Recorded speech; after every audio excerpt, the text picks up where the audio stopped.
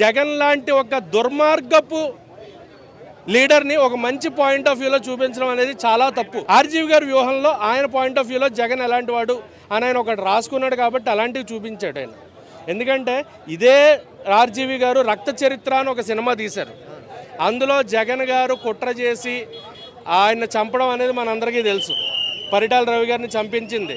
మరి అది తీసిన ఆర్జీవి ఇప్పుడు ప్యాకేజ్ రావడం వల్ల కథ మార్చుకొని ఆయనకు నచ్చినట్టుగా ఆయన ఒక వ్యూహం పన్ని జనాలకి, ఎందుకంటే ఆయనకి కొన్ని కోట్ల ప్యాకేజీ ముట్టింది కాబట్టి, ఆయన డెన్ను క్రియేట్ చేసుకున్నారు కాబట్టి, డెన్నుకు కావాల్సిన సిరి సంపదలన్నీ వైసీపీ పార్టీ నుంచి అందుతున్నాయి కాబట్టి ఆ డెన్నుని ఇంకా భద్రపరుచుకోవాలి, ఇంకా పెంచుకోవాలి.